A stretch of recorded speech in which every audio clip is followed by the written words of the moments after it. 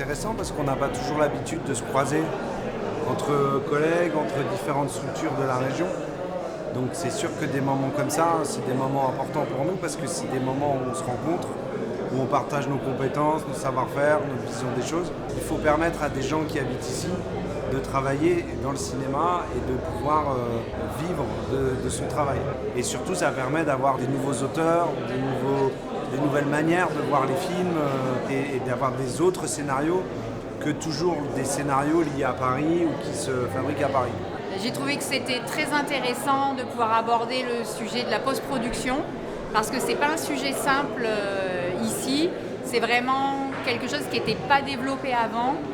Nous à Cannes, on a fait un gros effort puisqu'on a été les premiers à ouvrir des studios de post-production en 2021, donc c'est quand même très récent.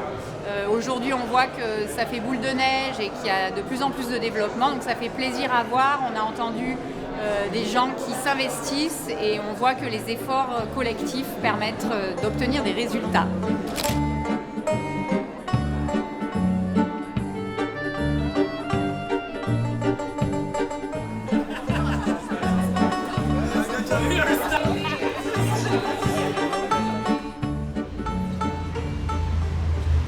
On pourrait qualifier leur discussion, sachant qu'on ne sait pas ce qu'ils se disent. Et puis on voit ça, oui, voilà, comme ça. Là, elle rentre, elle appelle des gens. Dis-moi. Quoi? Maman, pas à moi. 1, 2, 3. L'idée c'était de vraiment capter des scènes de vie parce que ça fait plusieurs années qu'on se connaît et je voulais rendre hommage à ces deux personnes. Il y avait beaucoup plus de scènes aussi dans les champs d'Olivier.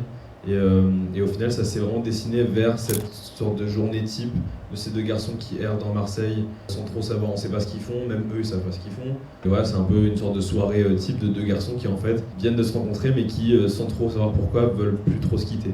J'étais dans la même école et dans le même collège que Sofiane et j'habite à côté des parents de Sofiane. Quand il s'est passé ce qui s'est passé, j'ai voulu faire un film dessus. C'était un plaisir dingue de travailler ça ensemble et c'était hyper émouvant. C'est-à-dire qu'à chaque scène, on était hyper pris par le tournage, ce qui me donnait encore plus envie d'aller plus loin et de faire ça. Sinon, c'est pas mal aussi. Sinon, c'est pas mal aussi.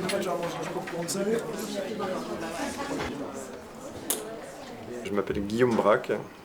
Et je suis réalisateur de courts, de longs métrages, de fiction, de documentaires. En effet, je présente deux films, donc un long métrage qui s'appelle Ce n'est qu'un au revoir et puis un moyen métrage qui s'appelle Un pincement au cœur. Les deux films travaillent les mêmes questions de l'amitié au moment de l'adolescence, du lycée. Dans le premier film, c'est plutôt un groupe à l'échelle d'un groupe d'amis et le deuxième, c'est plus un duo vraiment. Ça dresse le portrait de deux jeunesses très différentes parce qu'il y en a un qui a été tourné, Ce n'est qu'un au revoir dans le sud de la France, dans la Drôme, dans une toute petite ville de 5000 habitants, donc c'est une jeunesse plutôt semi-rurale. Dans la Drôme, les jeunes ont une vie quand même assez libre, il y a les montagnes autour, la rivière, il y a plein de choses à faire. D'une certaine manière, ils sont assez privilégiés, en tout cas par le cadre de vie, et dans Un pincement au cœur, à Hénin Beaumont, c'est sûr qu'il y a quelque chose où, les filles le disent, il n'y a rien à faire, quoi.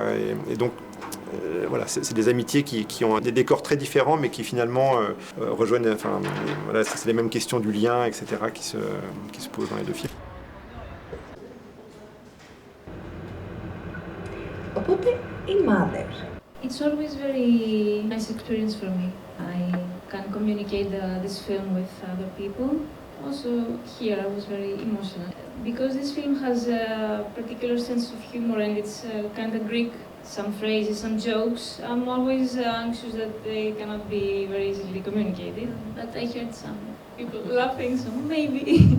Je m'appelle Anna, du coup. J'étais en charge de la programmation sur le focus grec. Et ça m'a fait très plaisir parce que le cinéma grec, ça commence à se développer. Un festival, c'est toujours cool parce que tu rencontres plein de monde. Et surtout que là, on a la Grèce invitée.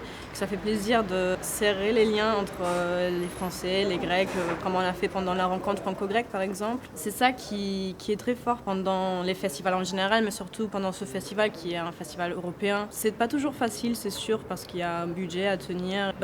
Les réalisateurs européens de la compétition à inviter aussi, donc ce sont toujours des enjeux à garder en tête. Tout à l'heure, je disais que la rencontre qui a toujours lieu après les séances, elle est souvent courte parce qu'on est pressé d'avancer, parce qu'il y a plusieurs séances dans toutes les salles, on manque des salles. C'est ça aussi pourquoi on a la salle pop-up. Et comme les rencontres sont trop courtes, un festival aussi c'est trop court. Un festival ? C'est trop court. Un festival c'est trop court. Un festival c'est trop court. Un festival c'est trop court, oui. Bah ouais, c'est clair parce qu'en fait, il est déjà quasiment fini là. Et donc à peine je suis arrivé, il est déjà fini quoi. Un festival c'est trop court.